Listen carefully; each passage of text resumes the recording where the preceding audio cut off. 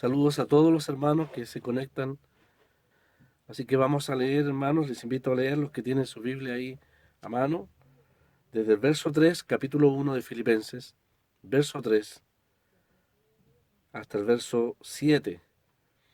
Dice la palabra del Señor: Doy gracias a mi Dios siempre que me acuerdo de vosotros, siempre en todas mis oraciones, rogando con gozo por todos vosotros, por vuestra comunión en el Evangelio, desde el primer día hasta hoy, hasta ahora, estando persuadido de esto, que el que comenzó en vosotros la buena obra, la perfeccionará hasta el día de Jesucristo. Como me es justo sentir esto de todos vosotros, por cuanto os tengo en el corazón, y en mis prisiones, y en la defensa y confirmación del Evangelio, todos vosotros sois participantes conmigo de la gracia. Hasta aquí nomás, hermanos, la palabra del Señor. Invitamos a todos los hermanos para que los versos 8 al 11 podamos meditarlos en esta semana. Creo que es una porción difícil de explicar. Del verso 8 al 11 hay bastantes palabras, pero es de mucha importancia. Desde ya anticipando un poco, podemos considerar en esos versos algunas características de lo que es la madurez cristiana, la madurez en el creyente. Así que sería bueno, en la medida que tengan el tiempo, de meditar desde el verso 8 al 11 los últimos versos que vamos a considerar en este estudio de Filipenses, y quizás reflejen lo que significa o lo que va a significar un verdadero parámetro para comparar o medir nuestro nivel espiritual delante del Señor, por supuesto, y delante de su palabra. Así que sugiero esa tarea, si me lo permiten, hermanos, verso 8 al 11, poderlo meditar en esta semana hasta el día lunes, si el Señor no ha llegado, no ha venido. Vamos a considerar entonces desde el verso 3 al verso 7. Hemos dicho, hemos dividido todo este párrafo, desde el verso 3 al verso 11, en las consecuencias que tendrá nuestro servicio aquí en la tierra para el día de Cristo. La verdad es que nuestra comunión en el Evangelio, y así podríamos resumir del verso 3 al verso 7, decir que nuestra comunión en el Evangelio nos prepara para el día de Cristo. Está mencionado al final del verso 6, cuando Pablo dice el día de Jesucristo. Así que lo repito, nuestra comunión en el Evangelio nos prepara para el día de Jesucristo. Y desde el verso 8 al verso 11, también podríamos decir que el amor, la expresión del amor, también nos prepara para el día de Jesucristo. Allí, por supuesto, el apóstol Pablo va a especificar qué tipo de amor. Un amor guiado por el discernimiento, un amor guiado también por el conocimiento. Dice, a fin de que seáis, verso 10, irreprensibles y sinceros para el día de Jesucristo o el día de Cristo. Así que tenemos dos menciones explícitas. En primer lugar, el día de Jesucristo y luego el día de Cristo. Creemos que ambas expresiones se refieren a aquel evento magno, impresionante, de nuestra manifestación, de nuestro examen delante del Señor. Así que vuelvo a plantear la división, dos divisiones, desde el verso 3 al 11.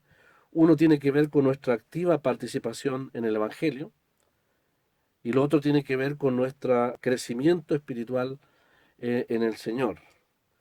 La primera parte tiene que ver con lo que nosotros hacemos, nos involucramos en esta bendita obra que es la obra del Evangelio. Y la otra parte, del verso 8 al 11, tiene que ver con lo que nosotros permitimos que Dios obre en nosotros, a fin de que, como va a decir el apóstol Pablo en el verso 11, podamos presentarnos delante del Señor llenos de frutos de justicia, como una canasta llena de frutos de justicia para el Señor.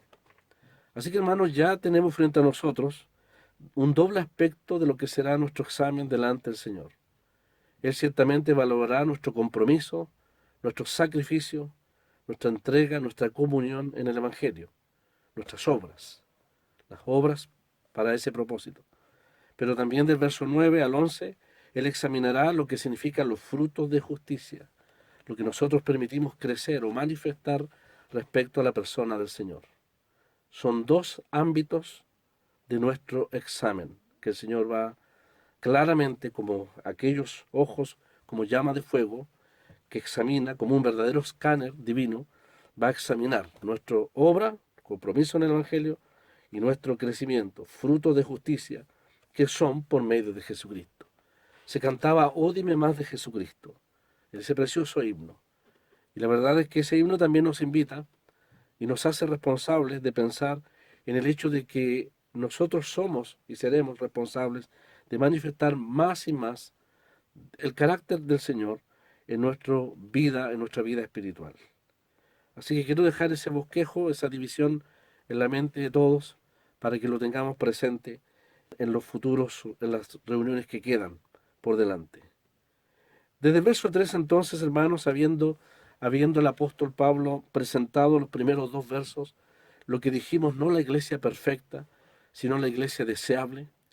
¿Quién no desearía estar en una asamblea cristiana, en un testimonio, donde efectivamente la congregación, la Grey, cuenta con hermanos, aquí llamados obispos, le hemos llamado sobrevedores, como diáconos, servidores también, que dentro de toda la gama de requisitos que encontramos y que los hermanos los conocen muy bien en las cartas pastorales, el requisito principal, podríamos decirlo así, a la luz de Filipenses, es que estos hombres, ya sea obispos, sobrevedores, pastores, ancianos en tiempo con el Señor, y estos diáconos y servidores, tienen una característica, y es que han dispuesto sus vidas para el Señor.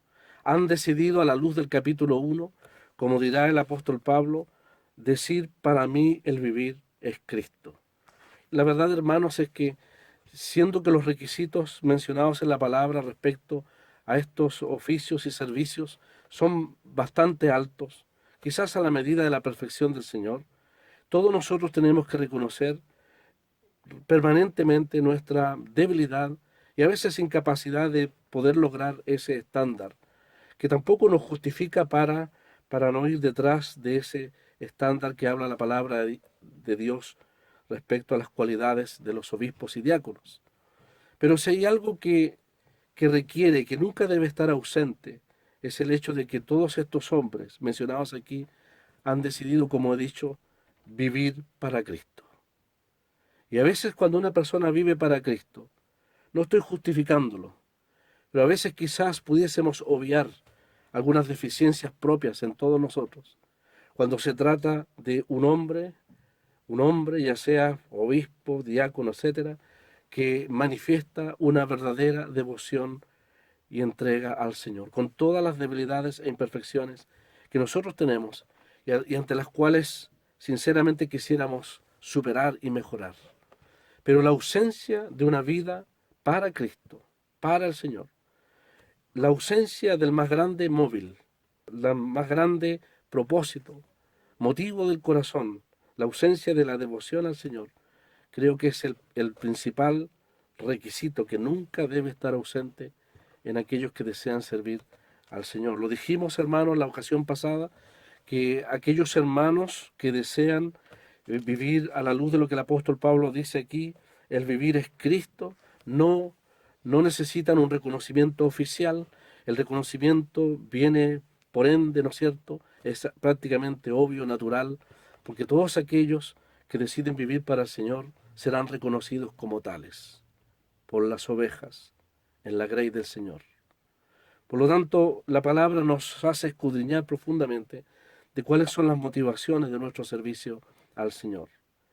Para aquellos que estuvieron ausentes en la ocasión pasada, dijimos que este verso 1 y 2 en ningún caso establecen una jerarquía entre los creyentes, sino que aquí lo más importante son los santos en Cristo Jesús, en medio de los cuales, como un servicio de devoción al Señor primeramente, y en beneficio del pueblo de Dios, están los llamados aquí obispos y diáconos.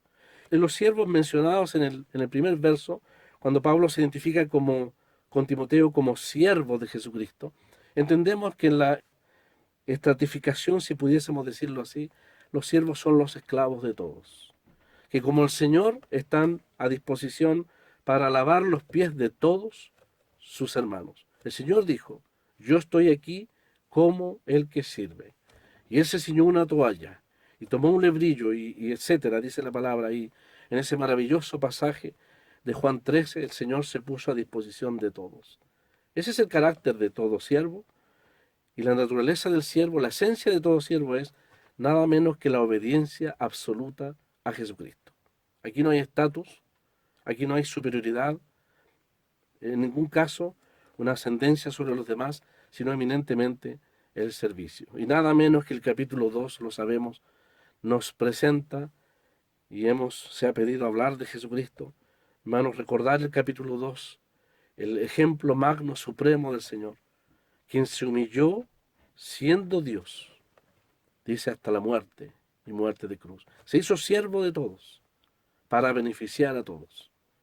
Ese es el ejemplo supremo que entiendo Pablo y Timoteo siguen y desean seguir, tal como hemos estudiado en el capítulo 2. Tanto Pablo, Timoteo y Epafrodito fueron hombres que se caracterizaron por buscar la gloria del Señor, por su servicio humilde y también sacrificial hacia los intereses del Señor. Así que, hermanos, debemos orar mucho por nuestros hermanos o sobreveedores, diáconos, etcétera, servidores en nuestras asambleas, entendiendo la debilidad que todos tenemos, nuestras propias imperfecciones, pero mirando y valorando el sacrificio, el propósito de vivir para Cristo, que es lo más importante, lo más precioso que la Grey puede reconocer en aquellos que han entregado sus vidas para el beneficio de lo que el apóstol Pablo aquí llama los santos en Cristo Jesús. La iglesia deseable, no la iglesia perfecta, que no la quisiera tener.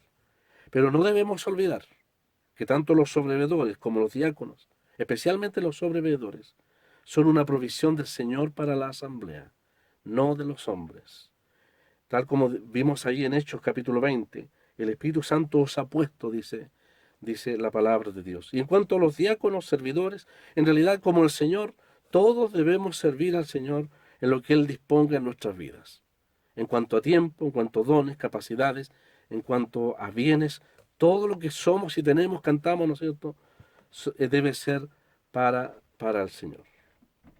En el verso 3 entonces el apóstol dice, doy gracias a mi Dios siempre que me acuerdo de vosotros. Y aquí Pablo entonces, hermanos, para los que no estuvieron en Calama presencialmente, estamos partiendo con el estudio en realidad, hasta el verso 11 solamente, pero aquí tenemos el gran motivo del apóstol por lo cual él escribió esta carta. Prorrumpe realmente en una verdadera acción de gracias.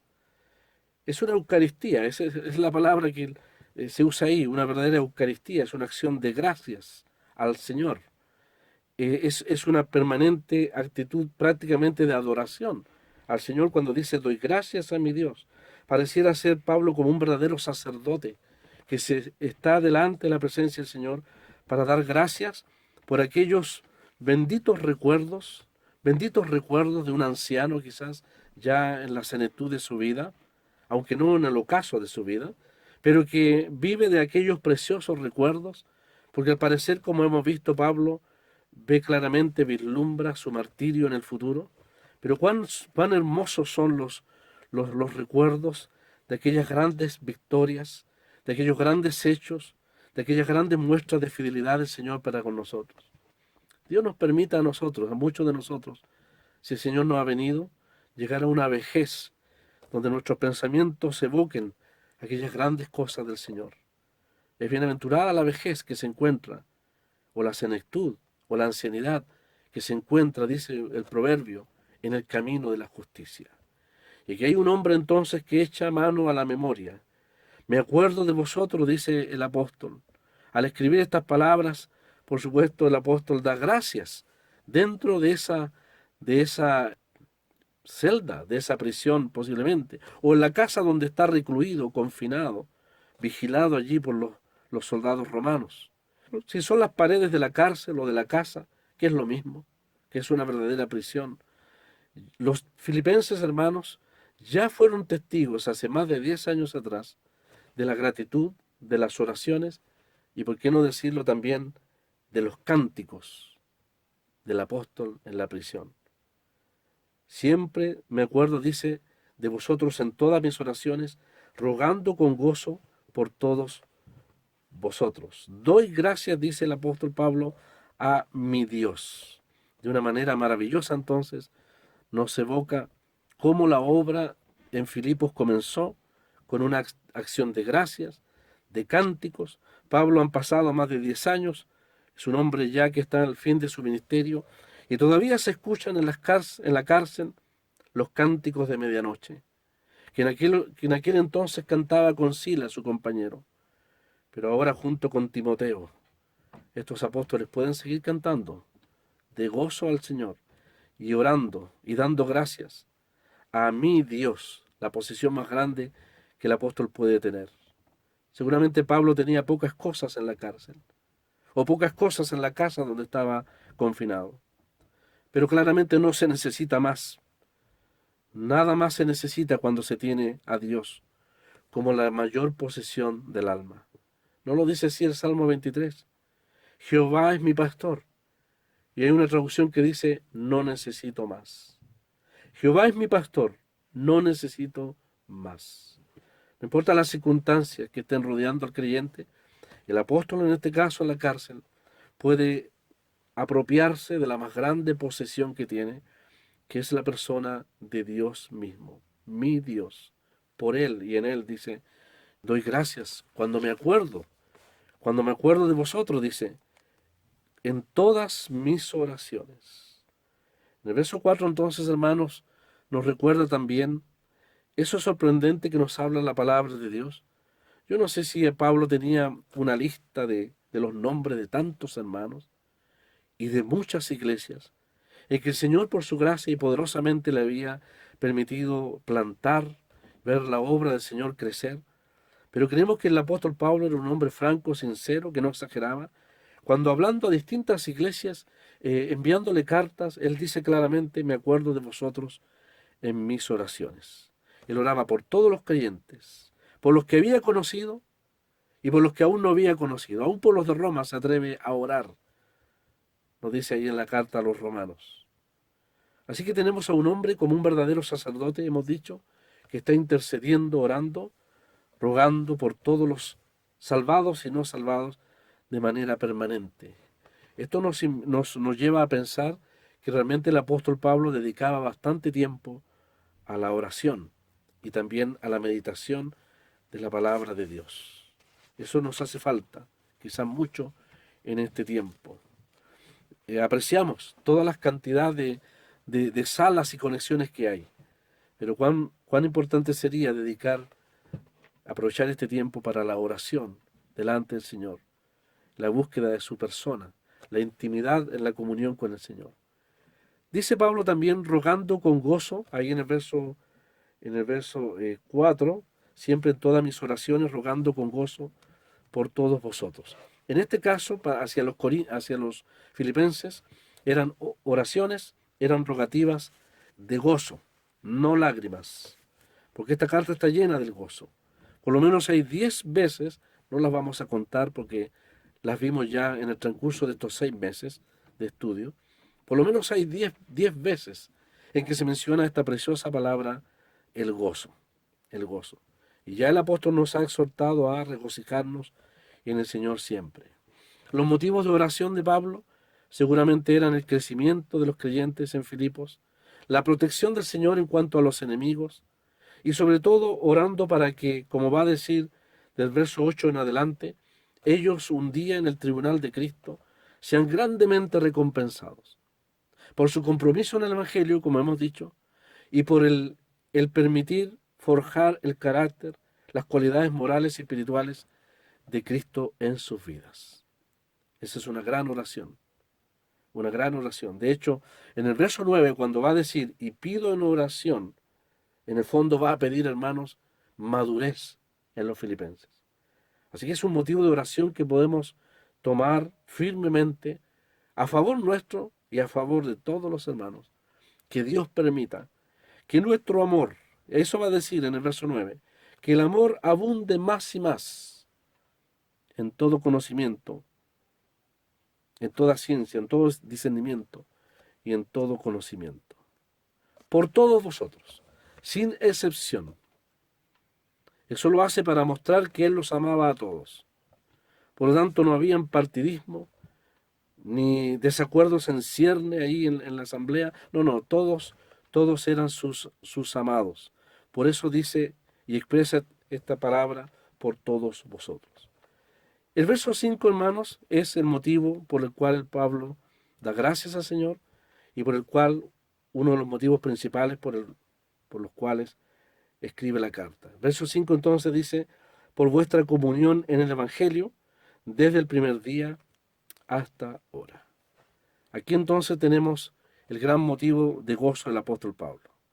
Aparece esta palabra maravillosa que es la palabra comunión, que aparece varias veces en esta carta y que es de gran valor para el apóstol y debiera ser realmente comprendida por todos nosotros.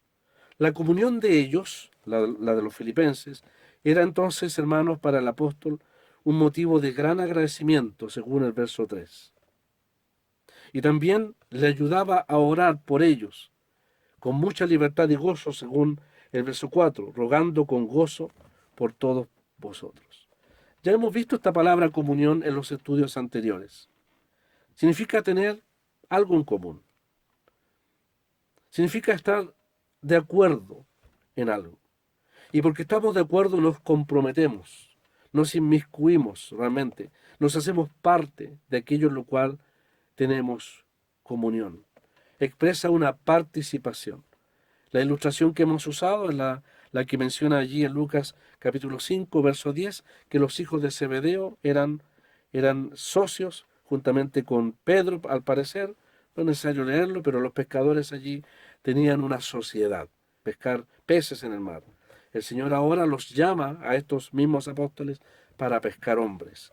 Por lo tanto, es una sociedad, es una participación. Esa palabra también, como ustedes han estudiado la segunda carta a los Corintios, en el capítulo 8 y 9, el apóstol Pablo usa la misma palabra comunión para referirse específicamente a un donativo para las iglesias en Jerusalén. Ustedes conocen el contexto. Una hambruna en Jerusalén provocó el sentir la preocupación de los apóstoles de llevar una ayuda práctica, una comunión, un donativo, se le llama también ofrenda. También en Romanos 15, que habla del mismo tema, el apóstol, se le llama contribución. Así que, hermanos, creemos firmemente, podemos decir firmemente que la palabra comunión aquí se está refiriendo también al aspecto práctico de los filipenses hacia el apóstol. Es decir, los filipenses participaron, tuvieron comunión, en la obra de Pablo y del Señor a través de Pablo, a través de su comunión práctica, porque ellos estaban de acuerdo completamente en lo que el Señor estaba haciendo a través del apóstol Pablo en las distintas regiones donde el Señor lo llevó o lo usó para la proclamación del Evangelio. Y por supuesto, como dijimos en el estudio de ese capítulo 4, final del capítulo 4, estos buenos inversionistas, llamados los filipenses, recibirían parte también del galardón juntamente con el apóstol Pablo en el tribunal de Cristo. Porque cuando el apóstol habla aquí de la comunión en el Evangelio, está mirando hacia el día de Jesucristo, cuando el Señor perfeccione la obra que Él ha puesto realizar en sus corazones. Entonces tenemos que la palabra comunión aparece por lo menos 5 veces, 4 veces, hermanos, en esta carta a los filipenses. Ya lo estudiamos allí cuando en el 2.1, dentro de los ingredientes de una hermosa comunión en una asamblea, el apóstol habla de la comunión del Espíritu. Habló del consuelo en Cristo, del consuelo de amor, luego habló de la comunión del Espíritu, el efecto entrañable y alguna misericordia. Creo, hermanos, que si hay un ingrediente que nos falta, que no tienen las conexiones virtuales, es lo que llama aquí el apóstol la comunión del Espíritu. No que el Espíritu Santo no estuviera en nosotros, sino que se refiere en el ámbito congregacional. Es todo lo que el Espíritu Santo dispensa cuando la asamblea está reunida, cuando la asamblea está reunida realmente presencialmente. Bueno, ya lo estudiamos eso, pero la comunión significa la participación de todos los bienes, dones, bendiciones que el Espíritu Santo prodiga o dispensa cuando la iglesia está reunida. Yo soy firmemente convencido de que esta comunión del Espíritu no es plena en un ámbito virtual. Nos falta el ámbito congregacional. La consolación en Cristo, el consuelo de amor, la comunión del Espíritu, el afecto entrañable y la misericordia no son acciones detrás de una pantalla. Son acciones de piel, de contacto, de comunión real, presencial y física en la asamblea. No niego, no podemos negar el poder, la soberanía y la omnipresencia del Espíritu Santo, aún en estos medios que estamos usando, y que Él en su infinita gracia nos ha sostenido mediante estos medios, mediante la palabra. Pero hay un ingrediente que falta, y es la comunión del Espíritu. Tal como dijimos en aquel tiempo, una persona podría decir, bueno, hermanos, yo tengo mis reuniones Zoom, yo tengo mi casa, mi Biblia y mis buenos comentarios, no necesito la iglesia. Bueno, tal persona debe saber que hay manifestaciones del Espíritu, y los hermanos entienden el concepto que estoy usando, que solamente se dan en el seno de la asamblea cuando los hermanos están reunidos. De tal manera que hay bendición, hay edificación, hay provecho espiritual, que lamentablemente aquellos que han tomado como costumbre no congregarse lo pierden totalmente. Es un beneficio colectivo de lo que es la obra del Espíritu Santo a través de los dones en medio de la iglesia. Esa comunión del Espíritu no la veo plenamente en los asuntos virtuales. El Señor lo sabe. Y estamos orando para que un día realmente volvamos a esa realidad plena que la palabra del Señor nos enseña. Pero el apóstol también ha hablado de la participación en los padecimientos. Ahí en el verso 30, en el capítulo 3, verso 30, cuando miramos la meta suprema del creyente, el apóstol Pablo también habló, ¿se acuerdan, hermanos?, de la comunión, de la participación de sus padecimientos. Finalmente, en el capítulo 4, verso 15, cuando el apóstol Pablo ha expresado esos sentimientos tan personales, ha dicho, y sabéis también vosotros, oh filipenses, que al principio de la predicación del Evangelio, cuando partí de Macedonia, ninguna iglesia participó conmigo. Esa palabra participó es la palabra tuvo comunión conmigo en razón de dar y recibir, sino solo vosotros. Así que podemos desprender que el verso 5 se está refiriendo, entre las varias implicaciones que pueda tener, al aspecto práctico de la comunión. La expresión entonces en el Evangelio, y es muy hermosa esa expresión cuando dice, por vuestra comunión en el Evangelio, significa meterse de lleno. Significa, hermanos, un compromiso pleno, a una costa de sacrificios personales. No creyentes espectadores o pasivos, descansando en lo que los otros puedan hacer, sino que la comunión significa de lleno. Me imagino que en la barca, en el mar de Galilea, ningún pescador se quedaba mirando. La verdad es que todos tienen que colaborar, todos tienen que participar, todos se sacrifican, todos se mojan, todos pasan frío y trabajo. Pero también todos se gozan después cuando se reparten los peces. Y ciertamente habrá gozo en los cielos entre los filipenses y Pablo cuando se repartan las recompensas del Señor en aquel día. Implica un compromiso de lleno. Responsabilidad, compromiso, a costa aún de sacrificios personales. Eso es el compromiso en la batalla. Urías Eteo, si ustedes se acuerdan, hermanos, ahí en 2 Samuel capítulo 11, nos dice la palabra que dentro de los engaños, de las tramas que David pretendía hacer para esconder su pecado, nos menciona la palabra ahí en 2 de Samuel, Urías Eteo fue llamado por el rey, y la palabra nos enseña, ahí en el capítulo 11, que Urías no bajó a su casa, tal como el rey David pretendía, que bajara, descendiera y estuviera en su casa. El plan lo sabemos, cuál era el propósito. Y mire la respuesta de este hombre de Dios. Esto realmente agranda el pecado de David. Cuando en el verso 8 le contesta y le dice, David le dice a Urías, desciende a tu casa y lava tus pies. Y saliendo Urías de la casa del rey, le fue enviado presente de la mesa real, dice la palabra. Mas Urías durmió a la puerta de la casa del rey, con los guardias, los vigilantes allí, dice, con todos los siervos de su señor, y no descendió a su casa. E hicieron saber esto a David, diciendo, Urías no ha descendido a su casa. Y le dijo David, ¿no has venido de camino? ¿Por qué pues no descendiste a tu casa? Y Urías respondió, mira el compromiso de este hombre. Esto es comunión, esto es compromiso pleno. Cuando dice, el arca de Israel y Judá están bajo tiendas. Mi señor, el general Joab, dice, y los siervos de mi señor están en el campo de batalla, en el campo de batalla. Y había yo de entrar en mi casa para comer y beber y dormir con mi mujer, por vida tuya y por vida de tu alma, dice, yo no haré tal cosa. Ahí tenemos a un hombre comprometido con la batalla. Está dispuesto a sacrificar sus propios ilegítimos placeres o descanso o solaz en su casa en pos de la obra de la batalla de Israel en el frente. Es tan triste cuando a veces se predica el Evangelio. Cuando estábamos, ¿no es cierto, hermanos, en tiempos normales, habían hermanos que a veces se van de las reuniones a sus casas. Y a veces uno pregunta, ¿qué puede ir a hacer un creyente a su casa, a menos que tenga una emergencia, una legítima razón?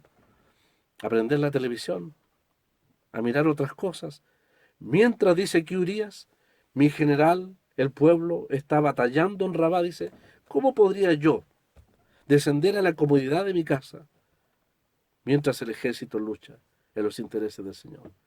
Ese es un hombre, Urías Eteo, que comprendía lo que es la comunión, es decir, la participación en todas las responsabilidades y en todo lo que es el sacrificio por la obra de Dios. El Señor nos ayude a que nunca dejemos por la comodidad nuestra a los hermanos predicando solos, a los pocos creyentes que respaldan el testimonio haciendo la obra solos, mientras nosotros buscamos nuestra propia comodidad o descanso. No, la palabra comunión no significa eso. Implica, como vuelvo a decir, responsabilidad y compromiso a una costa de sacrificio. El verso 6 dice, estando persuadido de esto, dice el apóstol, que el que comenzó en vosotros la buena obra, la perfeccionará hasta el día de Jesucristo. Este verso 6, hermano, entiendo yo que tiene varias implicaciones, por lo menos dos. A mí me encanta pensar, en primer lugar, en el aspecto práctico, aunque también podemos entenderlo como la obra del Señor. En primer lugar, Pablo tenía la plena confianza, la plena convicción de que si Dios había obrado en el pasado, y, y- y de qué manera lo hizo, ¿no es cierto?, de una manera tan maravillosa, lo seguirá haciendo y lo perfeccionará, dice, en el futuro. Un hombre anciano dijo una vez, el Señor siempre ve a su pueblo como será en su producto final en la gloria.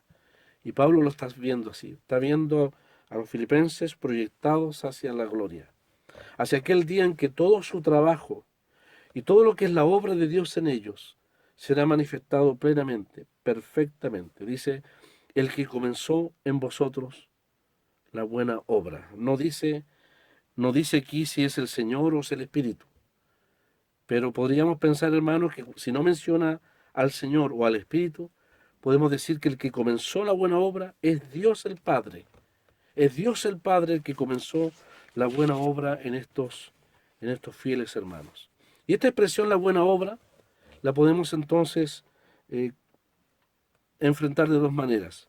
Puede referirse, como hemos dicho, en primer lugar a la salvación de ellos y la obra de Dios en ellos para su crecimiento hasta el día de Jesucristo. Eso ha sido grandemente enseñado y es una de las grandes verdades y es uno de los textos importantes en la palabra de Dios. donde se ve la garantía y la eficacia de la obra de Dios que no falla cuando comienza con la salvación del pecador. Es la obra del Señor que no suelta al creyente, no importa si es un creyente sumiso o no a la palabra de Dios, si crece mucho o no. Es la obra de Dios que llegará a su culminación, dice la palabra, hasta el día de Jesucristo. Pero también me encanta pensar, hermanos, que Pablo puede estar perfectamente refiriéndose a la activa participación, a la comunión práctica en la extensión del Evangelio por parte de los filipenses a través del apóstol Pablo. Así que les invito a pensar también en este enfoque, mirándolo como la obra que Dios comenzó en vosotros. ¿Cuál obra? Verso 5, vuestra comunión en el Evangelio. Tenemos entonces dos aspectos, tanto el de la salvación, que es la obra de Dios que comenzó en nosotros y que sigue obrando en nosotros, como el del servicio práctico, si lo miramos como la comunión en el Evangelio. Entonces Dios en su gracia, podemos ver en este hermoso texto 6, ha comenzado una obra en nosotros desde el día, dice prácticamente el primer día. Pablo habla el primer día y habla el día de Jesucristo. Hay dos días aquí, el primer día y el día de Jesucristo. Lo más grande, lo más perfecto, lo único bueno en medio de este mundo es la obra de Dios en el creyente. Esta progresa, esta crece y esta algún día llegará a completarse. En todo el mundo encontramos medias obras, pero en ninguna parte del universo vamos a encontrar un sol hecho a medio hacer, una luna a medio hacer. Cuando Dios inicia una obra, ya sea en el creyente o en el inconverso, podemos tener la seguridad que Él la llevará a cabo. Y eso es tremendamente animador. Alguien dijo una vez, es mucho más fácil orar por una persona al saber que Dios ha iniciado su obra en él. Cuando Dios inicia la obra en alguno, creyente o no creyente, podemos tener la certeza de que Dios lo va a hacer bien. Y involucrarnos, ser colaboradores de Dios en oración, en ese propósito, en una vida, es garantía de parte de Dios de que todo va a ser bien. Por eso es tan bueno cuando se predica el Evangelio y antes de predicar el Evangelio, orar. Por eso la iglesia debe orar por las almas perdidas, debe haber oración. Pero cuando Dios inicia la obra, nosotros somos colaboradores con Dios en una obra que la va a llevar a cabo. No solo en salvación, sino en perfección, dice, hasta el día de Jesucristo. Es una buena obra porque es conforme al carácter de Dios. Es una buena obra por el propósito que tiene Dios siempre en beneficiarnos o bendecirnos. Y por los efectos que puede lograr. Si se trata de la salvación, de la obra de Dios, en nuestro perfeccionamiento, madurez, tiene grandes propósitos y grandes efectos. Si se trata del aspecto práctico, como lo hemos venido viendo en el capítulo 4, si la obra de Dios que habla aquí el apóstol Pablo, en el verso 6, el que comenzó en vosotros la buena obra es la comunión práctica de los filipenses. Ciertamente el Señor la perfeccionará en el día de Jesucristo. ¿Por qué es una buena obra? En primer lugar, porque es un sentir puesto por Dios en el corazón de ellos. De ahí todo parte bien. Cuando es un sentir puesto en el corazón del creyente, es el comienzo de la buena obra de Dios. Fue motivada por el amor. Esa comunión en el Evangelio del verso 5, no hay duda que fue motivada por el amor de los filipenses hacia el apóstol Pablo. Fue oportuna como las cosas de Dios. Vimos en el capítulo 4 que Dios nunca se atrasa ni se adelanta. Es en el momento preciso. Al fin, dice el apóstol, habéis renovado vuestro cuidado de mí, por lo oportuno de aquella manifestación práctica de amor de los filipenses hacia el apóstol. Es buena obra porque es permanente, no como las cosas que nosotros hacemos como hombres, que como se dice coloquialmente comenzamos barriendo bien, pero después la escoba se gasta.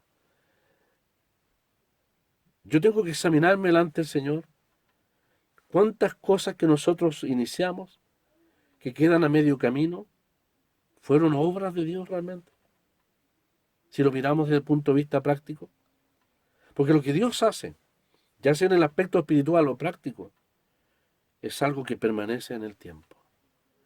Somos muy buenos para entusiasmarnos en cosas, a veces, ¿no es cierto? Tenemos que reconocerlo. No solamente puede ser el problema de los jóvenes, también de nosotros los más viejos. Pero cuando una obra es de Dios, es completa y tiene resultados y tiene consecuencias evidentes. Hemos sido testigos de hermanos que han trabajado entre los niños y Dios los ha usado y a través del tiempo han perseverado y vemos las consecuencias de aquello. O cualquier labor que se echa en el poder y en la voluntad del Señor siempre tiene sus efectos. Vuelvo a repetir, cuántas obras que nosotros, que el que habla ha iniciado, han quedado a medio camino, es porque quizás han sido quizás la iniciativa humana y no producto de la iniciativa de Dios a través de uno. La obra de Dios entonces parte por un sentir de Dios. Es motivada por el amor, es oportuna, es permanente, como las cosas de Dios. Y finalmente produce gloria para Dios. Si se trata de la comunión práctica, habrá gloria para Dios en aquel día. Si se trata del crecimiento espiritual, la obra de Dios en nosotros, el que comenzó en vosotros la buena obra, dice el verso 11, será una obra llena de frutos de justicia, que son por medio de Jesucristo, dice, para gloria y alabanza de Dios. Para gloria y alabanza de Dios. Esa es una prueba entonces de que ese sentir o esa labor o esa obra en nosotros, ya sea práctica o espiritual, ha sido una obra de la iniciativa del Señor. Él hace bien todas las cosas. Por eso nosotros debemos ser tan sensibles y sumisos a su voluntad para que si yo tenga que lavar los baños, los WC de una asamblea, y esa es la obra que el Señor quiere para mí, si esa labor trae gloria para Dios, es una obra que Dios ha puesto en el corazón y va a traer gloria en aquel día. No, nosotros no debemos buscar un ámbito, ¿no es cierto? Somos enseñados por la palabra de Dios que no debemos buscar nuestros propios propósitos, nuestro propio ámbito de servicio, sino como siervos debemos obedecer y servir al Señor, como decía Juan el Bautista, aún en el privilegio de desatar la correa de su calzado. Eso ya es demasiado privilegio para un hombre como Juan el Bautista, desatar o atar la correa del calzado de su Señor, si ha sido llamado para eso. Dice la palabra, la perfeccionará hasta el día de Jesucristo. Creo que vamos a terminar hasta el verso 6, hermanos. Permítanme 5 minutos más. Cuando la palabra dice, la perfeccionará hasta el día de Jesucristo, significa que Dios, el Señor, lo va a llevar a su culminación. Significa llenarlo completamente. Es como nosotros decimos, hermanos, llenarlo a full. Ustedes que tienen vehículos, seguramente más de alguna vez, le ha pasado que llegan a la estación de servicio, al servicentro, y le dicen al bombero, por favor llénelo. Y el hombre empieza a llenarlo y de repente llega a 19.500 pesos. Y el hombre le dice, lo rellenamos, se lo lleno. Y usted dice, sí, llénelo. Entonces, ha pasado situaciones un poco jocosas donde algunos bomberos han movido el vehículo, ¿no es cierto?, para que se asiente bien el estanque, y luego aprieta nuevamente el pistón y llena a full, más de la capacidad completa, más de lo que puede marcar la máquina, lo llena a full. Eso significa la palabra. La perfeccionará hasta el día de Jesucristo. Hermanos, si se trata del aspecto práctico, de la comunión práctica, en aquel día todo será visto, en el día de Jesucristo, aún las dos blancas de la viuda, aún un vaso de agua dado a uno de los pequeñitos, dice, de mis pequeñitos, dice el Señor. En aquel día todo será visto, en el día de Cristo, en su real valor, en su real dimensión y en sus reales consecuencias. Eso significa la perfeccionará hasta el día de Jesucristo. Seremos testigos de cosas impresionantes, increíbles. Nosotros nos vamos a admirar, aún creo, todos nosotros, de que aquellos aparentemente pequeños actos que hicimos como producto del sentir, de la obra del Señor en nosotros, el Señor nos va a mostrar las grandes consecuencias de lo que ello implicó. De tal manera que vuelvo a decir que las dos blancas de la viuda serán vistas como un tesoro en el cielo. Hay consecuencias tan grandes. Hay una historia que la quiero contar muy rápida.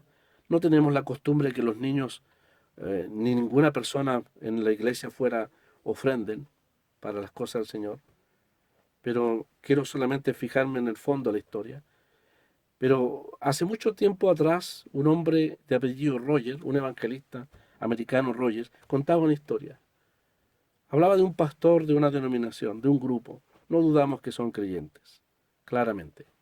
Pero me impactó la historia, me interesó mucho la historia cuando dijo que un jovencito llegó a la iglesia, como es la costumbre de ellos, y le trajo al que era el pastor encargado allí $1. Le dijo, mire, yo quiero dar este dólar para las cosas del Señor en la iglesia. Entonces el hombre dijo, mira, joven, le dijo, bien, dijo, vamos a guardar ese dólar, pero creo que este dólar es muy importante, dijo. No lo vamos a meter aquí para cosas comunes, lo vamos a guardar a ver qué Dios dice de esto.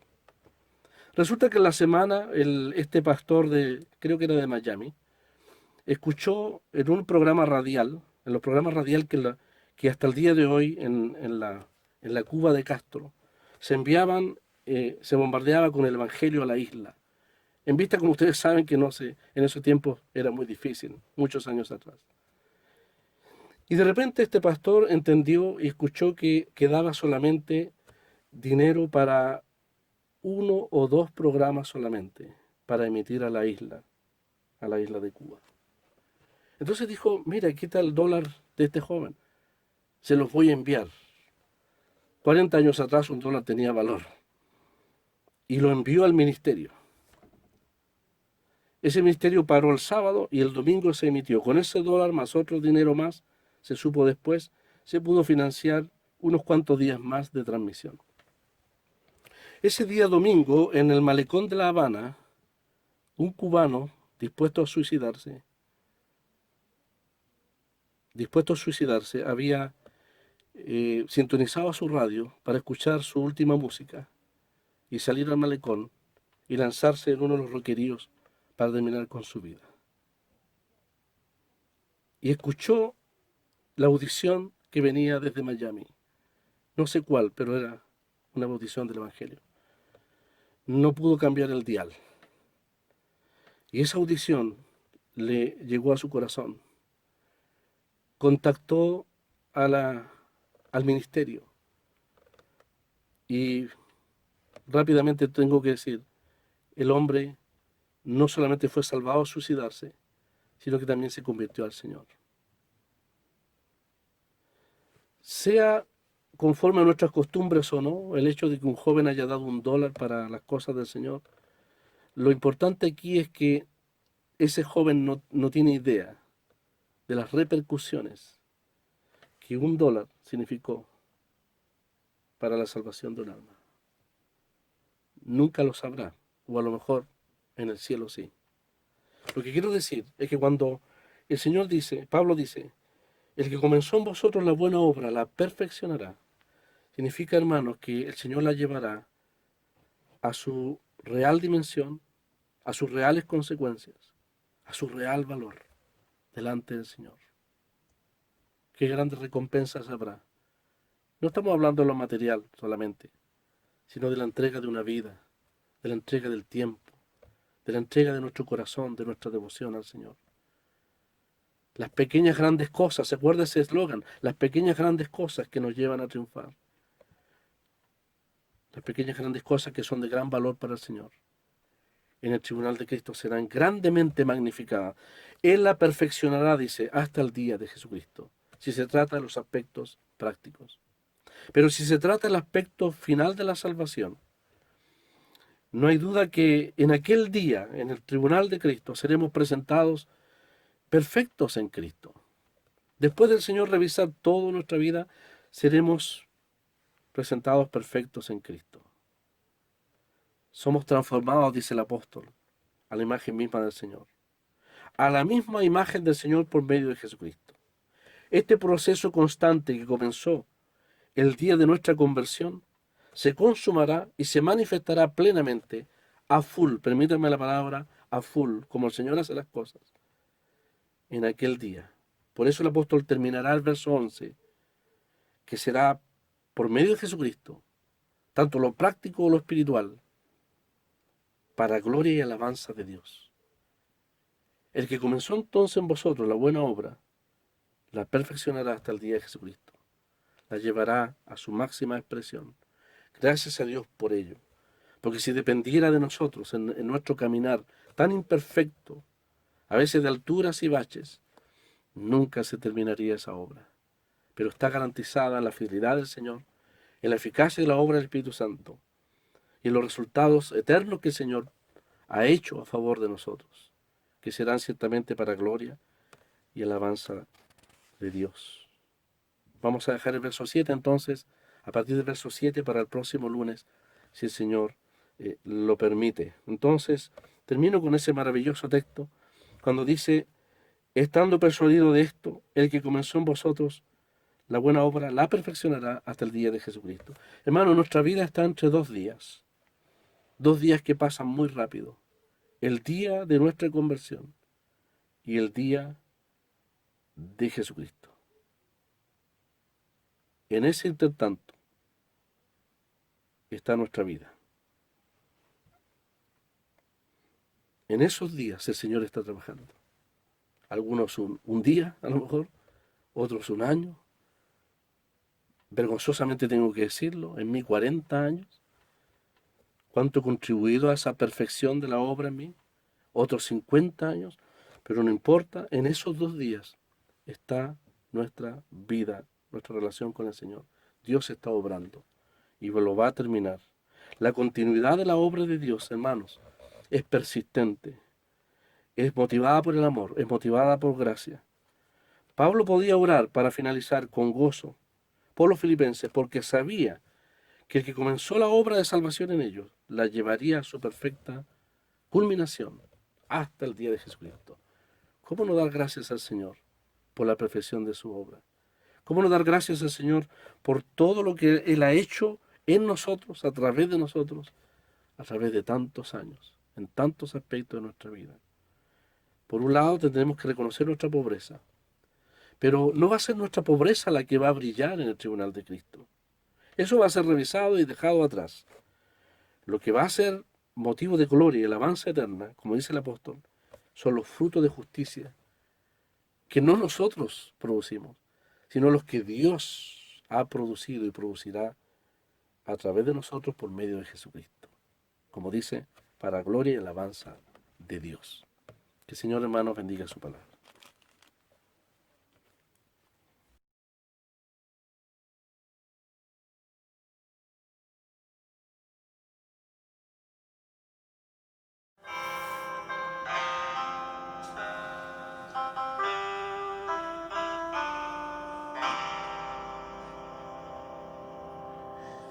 ¿Cómo podré estar triste? ¿Cómo entre sombras ir?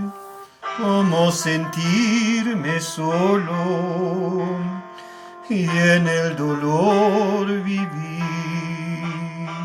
Si Cristo es mi consuelo, mi amigo siempre fiel, si aún las aves tienen seguro asilo en él, si aún las aves tienen seguro asilo en él.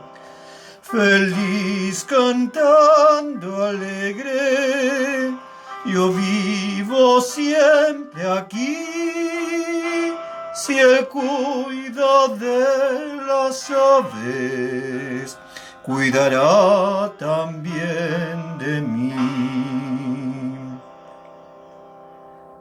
Nunca te desalientes, Oigo al Señor decir,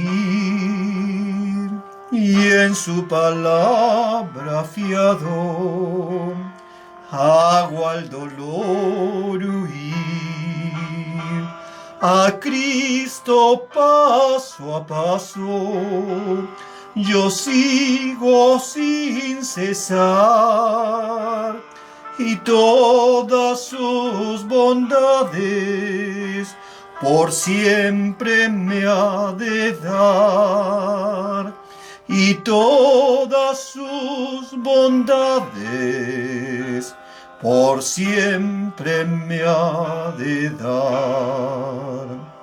Feliz cantando alegre, yo vivo siempre aquí, si Él cuida de las aves, cuidará también de mí.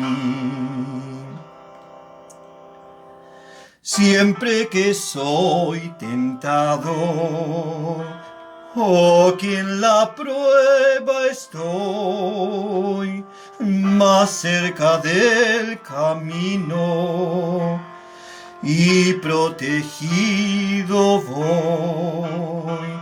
Si en mí la fe desmaya y caigo en la ansiedad, tan solo Él me levanta, me da seguridad. Tan solo Él me levanta, me da seguridad. Feliz cantando alegre, yo vivo siempre aquí, si Él cuida de las aves, cuidará también de mí.